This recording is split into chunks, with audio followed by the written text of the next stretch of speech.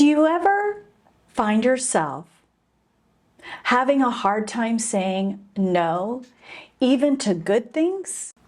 Well, today I'm going to talk about 3 things to consider when saying no to the good things. So stay tuned.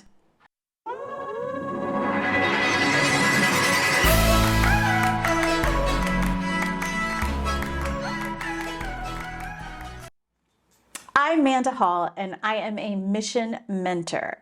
I help mission-driven solopreneurs take their mission and create a business that they love. Today, I want to talk about the 3 things to consider when you have to say no to good things. First, you need to have a clear mission.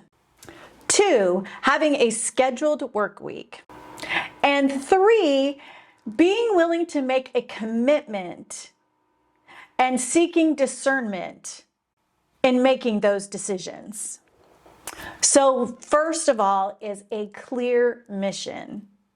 I have several videos, which I will link below, that talk about having a clear mission, having it written, having it somewhere that you can see it, and just knowing deep down in your heart what you have been called to do and who you have been called to serve. When you see it and you know it, your mission is so clear that you have the opportunity to say no, because even good things can be distractions to your overall mission. You also want to be firm in when you say no, that you mean no. Today I was having a conversation with a friend and a mentor, and the discussion was around things that she is going to have to get to eliminate, and they're good things. They're things that use her gifts and talents. They're things that use her knowledge, things that she's been trained in. Yet she has made a decision that even though those are good things and they are beneficial and they would be worth investing time in, she realized that it's not aligning with her mission. And for her to give her mission its full attention and to be able to serve the people she's been called to serve, she had to decide that these good things that would use her gifts and talents, that would use her knowledge, that would use her training, needed to be eliminated, needed to be said no to going forward.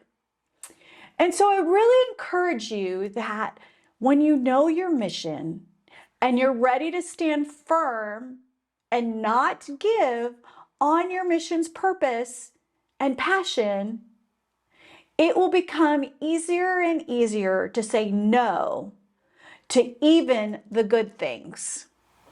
Number 2, it is imperative that you have your work week scheduled. It's easy to become distracted and to let things that seem good creep into your schedule. For example, for me even, it's easy to allow phone calls, text with people to distract me from what I've been called to do, from what I have been asked and how I need to carry out the way that I serve. Yes, it is great to take those phone calls at times. And yes, it is great to answer those text messages. And yes, fruit can be born from those. Yet, when I take time away from what I have scheduled what I have built into my work week for the things that I'm doing on mission to help me create the business that I love, to be able to serve you by providing content, by providing information, by serving you and answering your questions. Those become distractions, even if they're good things. So, part of me scheduling in my work week is also building in time for me to be able to look at things that may look good by giving them time to evaluate them, to see if they are aligning with my mission, to check with step number 3. I build those into my calendar. So there is on Tuesday at 10 a.m., I am looking at the things that have come across my plate over the last few days, and I'm evaluating them against my mission. Against, is this a place where I need to say yes? Or is this a place where I get to say, no, thank you for the consideration. Thank you for the opportunity. But right now, this is not something that I can do. And I can still be gracious in that and still appreciative and be grateful that the opportunity had presented itself. You don't need to be harsh. You don't need to be mean. You can be gracious in saying no. So, if you are liking or getting value out of anything that I have said so far, I would love you to click the thumbs up or to even hit the subscribe button so that you're notified of when I upload future content. Again, it is my mission and my passion and my desire to serve you, the mission-driven solopreneur. All right, so let's get to tip number 3. And that is commitment and discernment. So in that time that I have set aside, that I've blocked in my calendar to look at these things, there also is built into that prayer time, scripture time, and conversations that I've had with others. Those 3 things weigh heavily into my decision to say no. I believe that God has given me a clear, defined mission. And in that mission, I need to treat Him as the CEO of my business. And so I have daily meetings with the Lord as I pray over the things of my business, of this mission that He has given me. So when I have opportunities come and I need to check them against that mission, I take those opportunities to prayer, number 1.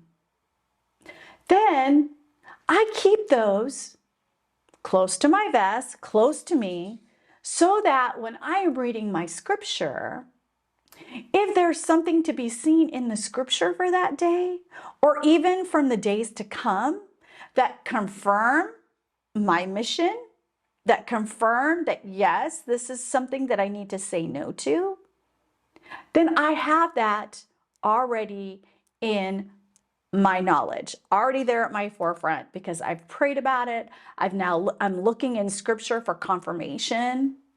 Then not only I have mentors, I have people that I go to, people that I trust, that I ask their opinions of. And there are times where the Lord will use them to confirm. And He'll use it by confirming something that they'll say that confirms something that I've either heard in scripture or that He's talked to me about in our prayer time. So I think it's extremely important not to miss this tip, this step, this thing to consider. Absolutely take any opportunity to prayer, push it against scripture, Push it against your mission, push it against the time in your week, and push it against the other people in your life that you trust. That will give you the most optimal, best yes of what you will invest your time in and what will carry forward your mission and will allow you to freely say no.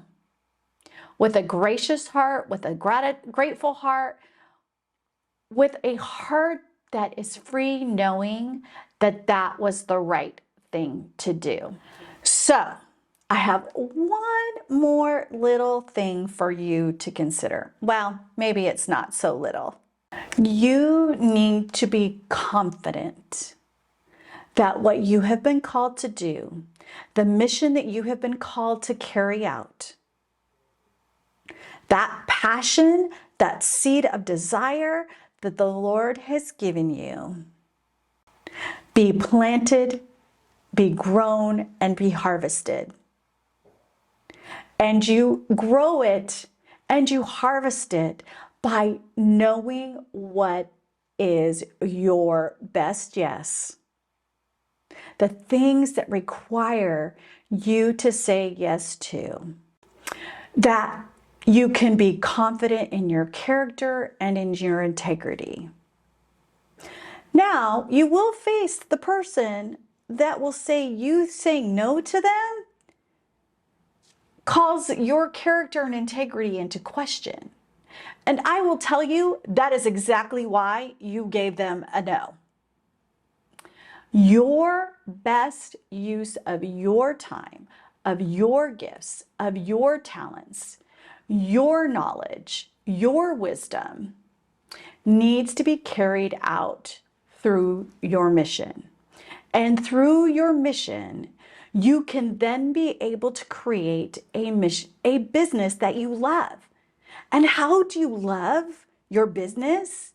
You know that what you say yes to and what you say no to, you can be confident in your character and in your integrity that these were the things that were meant to be to drive your mission forward. I just want to thank you, and I want you to have opportunities to say yes to the very best things and no, even sometimes to the things that are very good, so that you can give your best yes to your mission and to creating a business that you love. It is my honor, my pleasure, my call to serve you, to serve the mission-driven solopreneur, create a business that they love. I would love to hear from you in the comments on content that you would like me to create to help you. How you do business, the nuts and bolts, how I can inspire you and encourage you, how I can use my time to invest in you and to serve you the way you need to be served. So please leave any of your questions down in the comments, and I will do my best to serve you. Have a blessed day.